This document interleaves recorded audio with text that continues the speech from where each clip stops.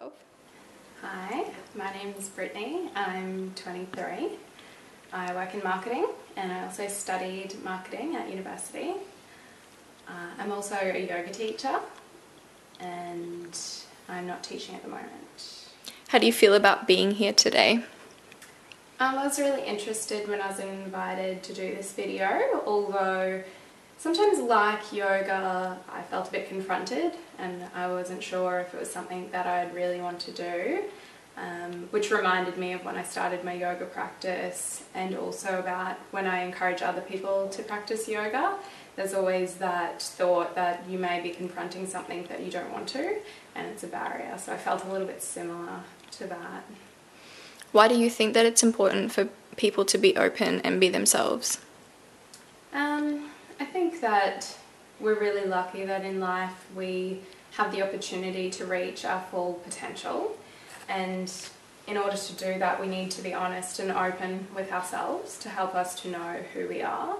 So if we're not, there's so many barriers for other people. People who start life with less opportunity, maybe they're born in third world countries, they don't have the same education opportunities as we have, or even just health and living. So I think like even them, of course it's important for everyone, but I think that the lack of barriers that we have makes it really, us really lucky, and it is easier for us to reach our full potential. But at the same time then we also have barriers because we get caught up in making money and putting on a front and trying to be someone who we think we should be. What makes you unique? Unique is an interesting word. There's so many people in the world. I don't know how to stand out. But I think just the person that I am because of what I've been through and what I've done in my life so far.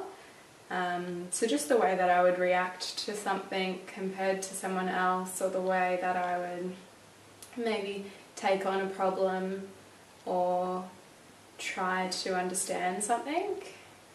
To be able to look at me without any expectations and comparisons, which is really difficult and almost impossible on a daily basis especially, but it's got a lot to do with the inner voice and just being able to resonate with that and just be aware of that. How do you tend to your mental, emotional, physical and spiritual needs currently? It depends in what I'm doing. Sometimes I do tend to some more than others. But definitely through my practice of yoga and just doing moderate physical exercise like walking, and I find that doing things like that is just good for my body to be healthy. So it's not always about, or it's nothing to do with working out, it's more about, I work in an office and sit down, so it's important for me to exercise my body to be healthy. So I feel like going for a walk helps me to clear my mind and also helps me to just move my body and just get the energy flowing sort of thing. But definitely the same in yoga, although the same thing like I was saying before, sometimes there's a barrier with that because yoga can be really confronting even for me as a teacher after practicing so much. I know when I go back to my mat, there's things that will come up that maybe I'm not ready to deal with at the time, and maybe I'd prefer to have a busy mind, whereas if I go to yoga, it's time to bring out, everything. So sometimes I avoid yoga because of that. When you think of achieving unconditional self-love for yourself, what reactions do you have? I think that I'm generally pretty positive towards myself. I definitely think there is room for improvement, and a lot of that has to do with comparison, and that would involve me understanding and knowing that I'm comparing myself to other people, because I do it without knowing. It's like autopilot. Even my friends, I'll just think, how much better they might look or something like that. So It would be to be really aware and conscious of my thoughts so that I can get myself mid-thought and turn it around. Why is your body a good place to be? My body is a good place to be because it's mine. We're so lucky to have such a great opportunity. I feel like I'm really lucky that I ended up with, you know, I don't have any physical disabilities or anything like that, but also, you know, we are unique. So I think in that I'm lucky because I just have what I have. What's your favourite thing about your body and what's your least favourite thing?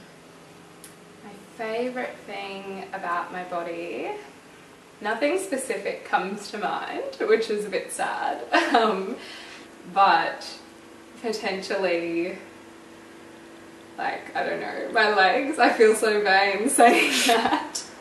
Maybe my legs, I don't feel like I put on weight a lot in my legs, so maybe that. And your least favourite? Least favourite, stomach. That's easy. So now you've got a section where you can share your story, talk about your journey, what experiences have taught you about yourself, good or bad, or get anything off your chest, any comfort zone area, anything.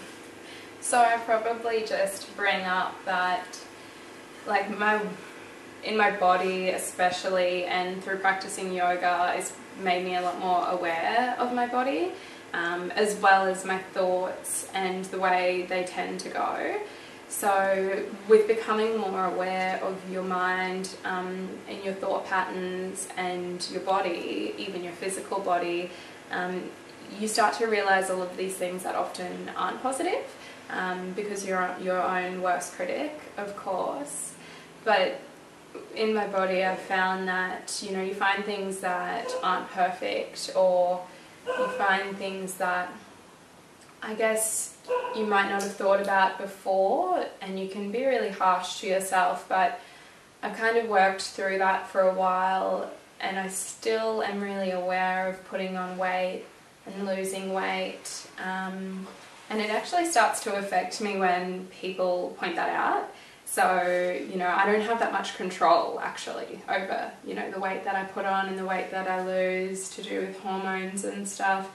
And, you know, people who are close to me, family or friends maybe that I don't see for a while, who see me and say things like, you know, it might be really coming from a good place, and they'll say, you look really good, you've lost weight, and it's like, didn't I look good before? Like, I have no control. It's not like I'm on a diet, you know, this is me. And it's sad because it's like, oh, I shouldn't be reacting that way. But I also, at the same time, you know, I just think, oh great, I'm going to put on weight again soon, and then I'll look like crap again, and people will think I look bad. And so being aware of that though, and like practicing yoga helps me to manage that expectation of myself.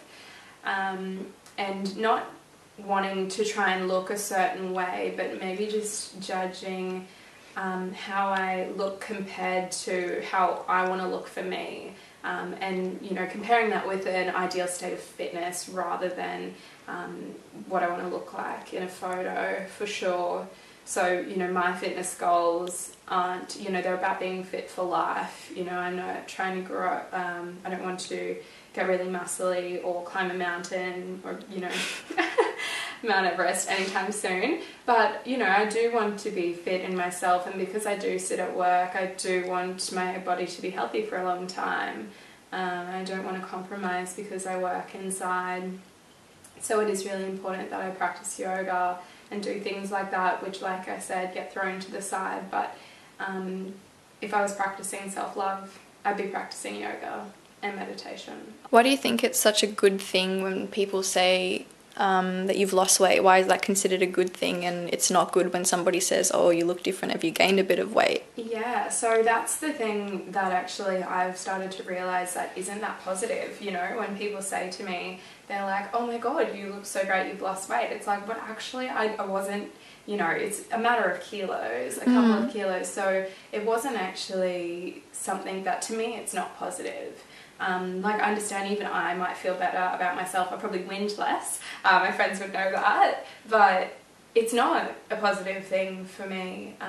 You know, I was never abnormally overweight or, you know, a health problem. So it makes me a bit upset sometimes, and I can imagine how that could really upset other people who are trying, you know, not to lose weight and things like that. But yeah, there's a negative stigma that being really thin is healthy. And actually I'm generally more fit when I have more weight, because I usually exercise a lot more in winter, because it's easier for me, and I feel better when I exercise in winter, and I'm definitely more fit then, and that's when I usually put on more weight. So it's funny, it actually has no correlation with my health whatsoever. There you go. So if you'd like to choose to speak about mental illness or stigma, or how maybe you've got people in your life that have suffered from mental illness, or you have, if you want to talk about it, you can feel free to. Yeah, well, like you said, I think that there's a really negative image out there that we're dealing with all the time.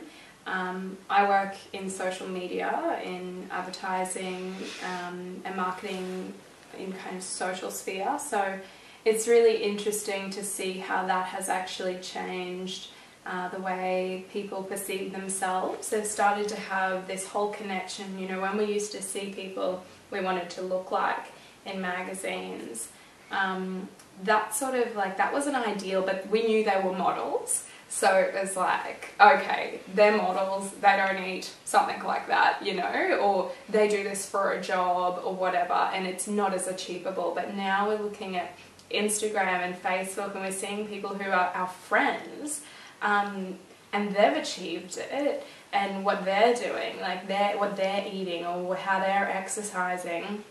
And I just think it's extremely damaging, just to have that, like, and it's all the time, you know, it doesn't stop, it's real time too, so you can't put it away. It's in your Facebook feed, it's in your Instagram feed, you might get in newsletters, like, it's just everywhere. And I think that's becoming really difficult for people to handle, and I find even myself, like, I make it so that, yeah, I don't follow any of these people generally on social media, because it's not something that I'm motivated by. I'm not looking to have that kind of body or anything like that, but it's definitely something I see around me, and when I do see it in my feed or something, I kind of just look, and, you know, you do check it out and you do go, wow, she's got a really good body and all of that, but then it's like, oh no, wait, like, you know, that's not achievable for me, but still you can't help but compare. I'm most happy when I'm surrounded by people who accept me for who I am. I'm most confident when I'm most confident when, very similar to the last, but yeah, people support me and my goals and my dreams, and they don't put me down. And I'm most vulnerable when I'm most vulnerable when I need to conform, and I'm around people who I think could be judging me.